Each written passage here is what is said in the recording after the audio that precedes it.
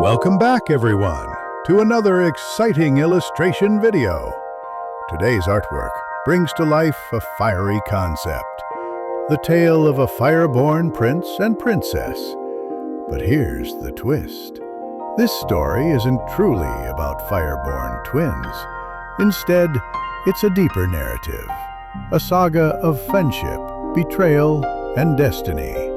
A story of two extraordinary men, one destined to rule as a mighty king, and the other to rise as the greatest teacher of his age. Stay tuned, because this isn't just a tale from the pages of history.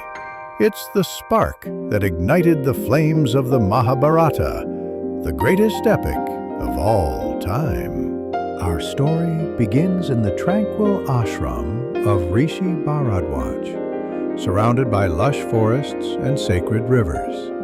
Here, two boys formed a bond that would shape the future of kingdoms. One was Drupada, the proud prince of Panchal. The other, Drona, the humble son of a Brahmin. In the simple life of the ashram, they were equals, sharing meals, practicing archery, reciting Vedic chants. Under the guidance of their revered guru, they learned wisdom, duty, and warfare. And in that innocence, Drupada made a promise to his friend. Drona, when I become king, I shall share half my kingdom with you, for you are like my brother. Little did they know, those words would seal their fates forever. But time changes everything. When their studies ended, the friends parted ways. Drupada ascended the throne of Panchala, draped in silks and glory. Drona, however, walked into the harsh world of poverty. His family knew hunger, his wife searched for scraps, and one day his young son, Ashwatthama, came home in tears, mocked by other children for not having even a drop of milk. That humiliation pierced Drona's heart like a poisoned arrow, and in that moment of despair, he remembered a promise. Drupada will help me. He is my friend. He will not let me suffer. With hope in his eyes, Drona journeyed to Panchala. He walked into the grand court of King Drupada, not as a beggar, but as a friend seeking help. But the boy he once knew was gone. In his place stood a king, swollen with pride. Drupad laughed and said, "Friendship exists only among equals. How can a king befriend a beggar? Guards, remove this man from my court." Those words struck like thunder.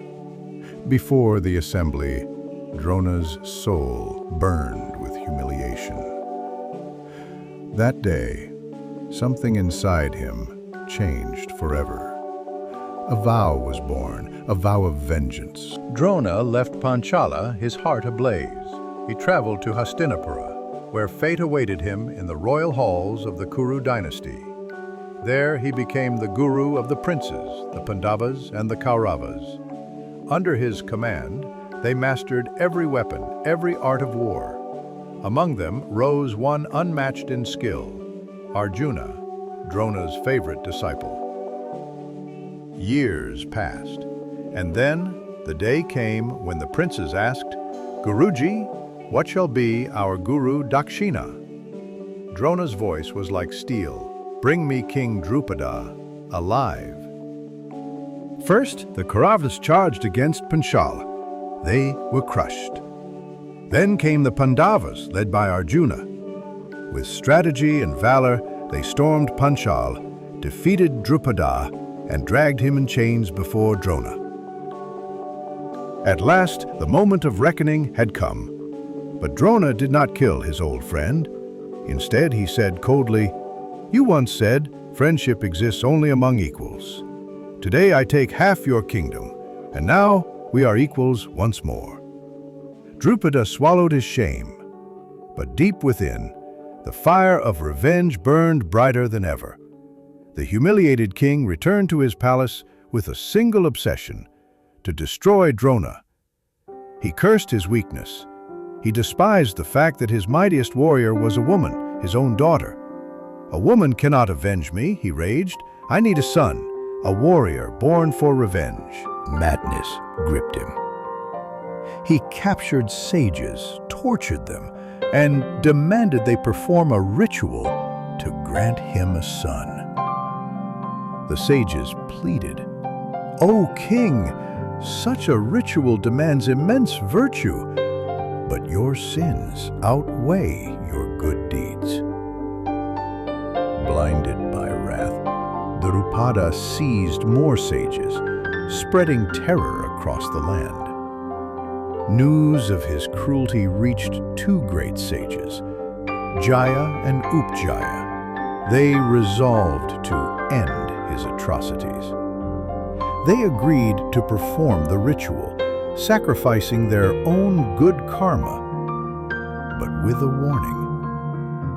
Destiny does not favor your desire.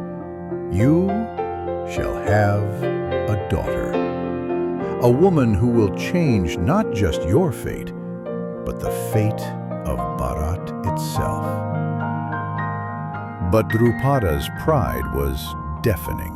He wanted no daughter, only a son to kill Drona. And so, they lit the yajna, the sacred fire ritual. The flames roared, and from their depths emerged a child, radiant as the sun, clad in celestial armor. He was named Drishtadyumna, born for one purpose, to kill Drona. But the fire was not done. From the same blaze arose a figure of divine grace and unparalleled beauty. Her eyes shimmered like dark lotuses. Her presence radiated destiny. She was Draupadi, Krishnā, Yajnaseni, the fire-born princess. And from the heavens a voice thundered, "This woman shall be the cause of the destruction of evil and the dawn of a new age." And that, my friends, is the tale of pride, vengeance, and destiny. From the shattered bond of two friends to the sacred flames of a powerful ritual, this is how a prince and a princess were born from divine fire. The birth of Drishtadyumna, the warrior fated to slay Drona, and Draupadi, the fire-born princess destined to change the fate of Bharat, marked the beginning of a saga that would shake the very foundations of Dharma.